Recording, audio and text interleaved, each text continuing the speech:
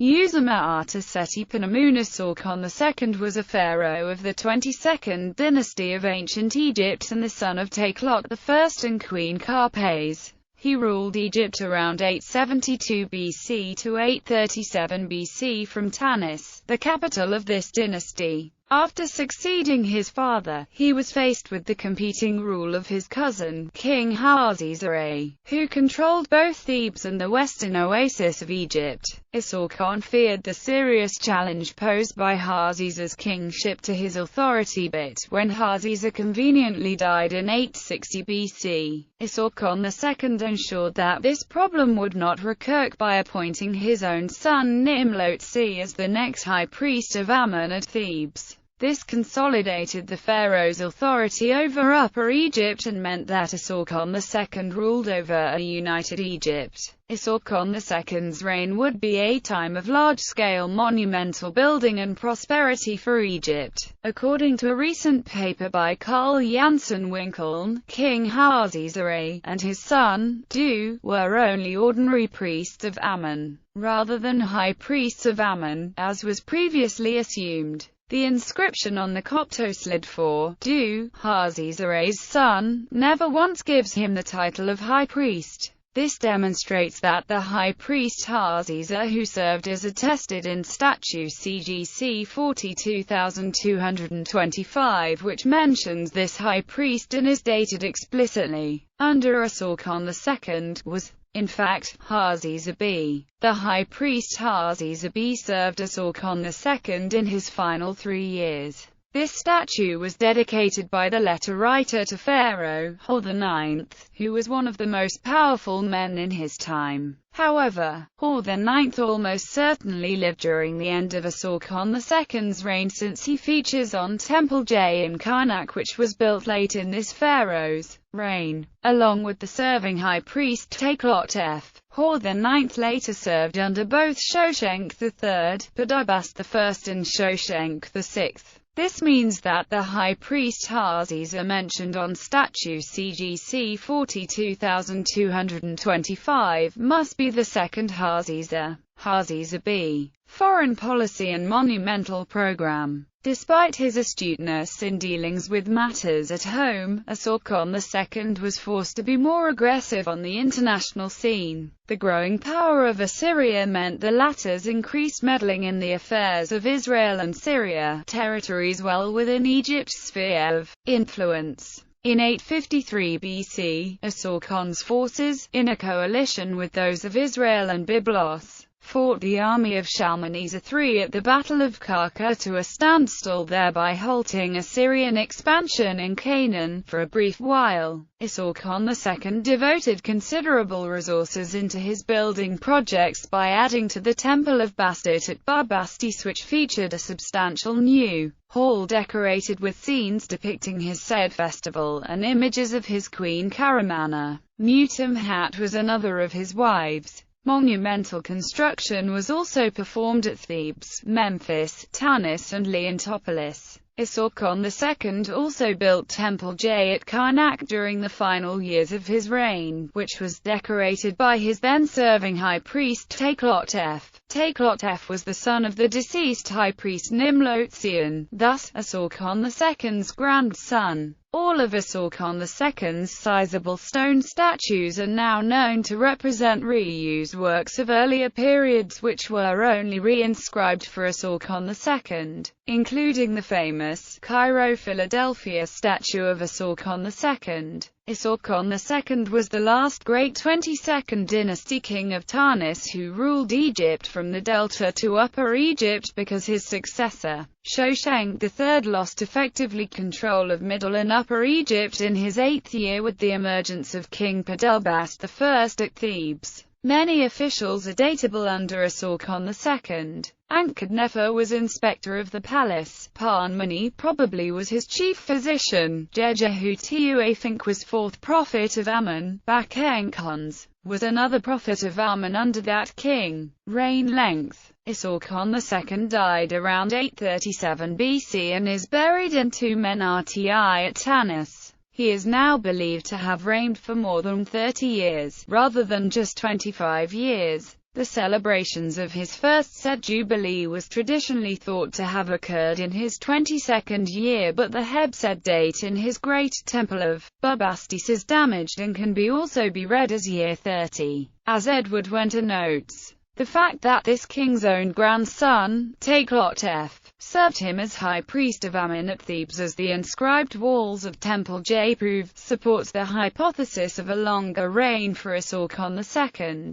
Recently, it has been demonstrated that Nile key text number 14 belongs to Osorkon II on paleographical grounds. This finding suggests that Osorkon II likely did celebrate his first Hebsed in his 30th year, as was traditionally the case with other Libyan-era pharaohs such as Shoshenq III and Shoshenq V. In addition, a year 22 stela from his reign preserves no mention of any Hebsed celebrations in this year, as would be expected. While Osorkon II's precise reign length is unknown, some Egyptologists such as Jürgen von Beckerath, in his 1997 book Chronology of the Egyptian Pharaohs, and Aidan Dodson have suggested a range of between 38 to 39 years. However, these much higher figures are not verified by the current monumental evidence. Gerard Broekman gives Osorkon II a slightly shorter reign of 34 years. The respected English Egyptologist Kenneth Kitchen, in a recent 2006 Egyptian and Levante article, now accepts that if Nile level text 14 is correctly attributed to year 29 of Osorkon II,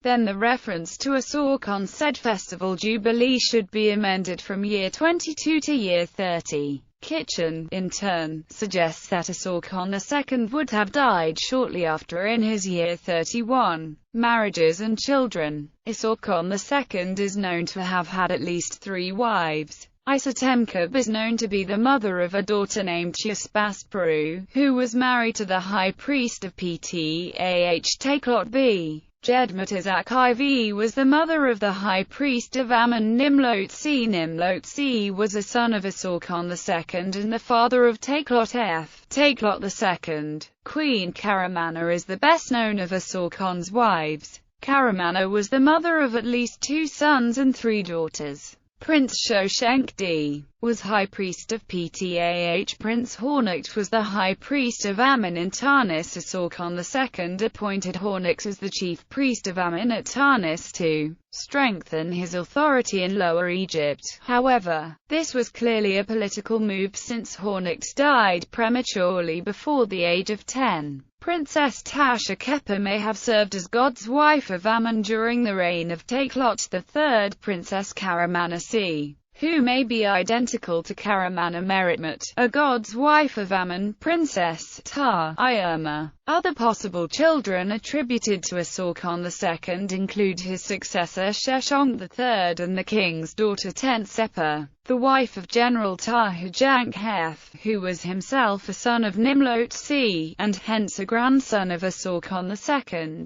Successo. David Aston has argued in a J75 paper that Osorkon II was succeeded by Shoshenq III at Tarnis rather than Takelot II CESE as Kitchen assumed, because none of Takelot II's monuments have been found in Lower Egypt, where other genuine Tanite kings such as Osorkon II, Shoshenq III and even the short-lived Pami are attested on donation, steles, temple walls or annal documents. Other Egyptologists such as Gerard Broekman, Carl Janssen Winkeln, Aidan Dodson and Jürgen von Beckerath have also endorsed this position. Von Beckerath also identifies Shoshenq III as the immediate successor of Osorkon II and places Takelot II as a separate king in Upper Egypt. Gerard Broekman writes in a recent 2005 GM article that, in light of the monumental and genealogical evidence, Aston's chronology for the position of the 22nd dynasty kings is highly preferable to Kitchen's chronology.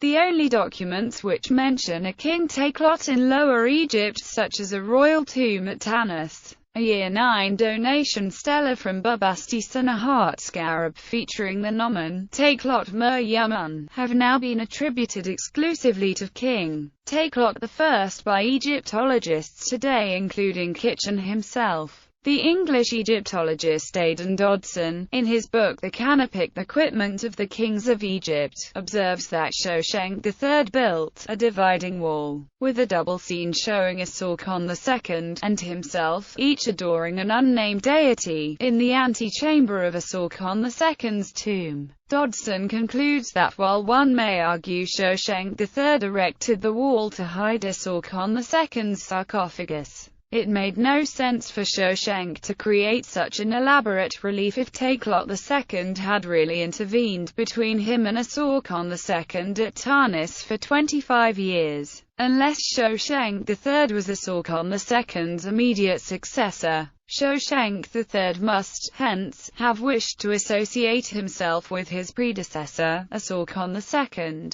Consequently, the case for establishing Takelot II as a 22nd dynasty king and successor to Osorkon II disappears. As Dodson writes, Takelot II instead founded the 23rd dynasty of Egypt and ruled a divided Egypt by administering Middle and Upper Egypt. Tomb. The French excavator Pierre Montet discovered Osorkon II's plundered royal tomb at Tarnis on February 27, 1939. It revealed that Osorkon II was buried in a massive granite sarcophagus with a lid carved from a Ramesside-era statue. Only some fragments of a hawk-headed coffin and canopic jars remained in the robbed tomb to identify him.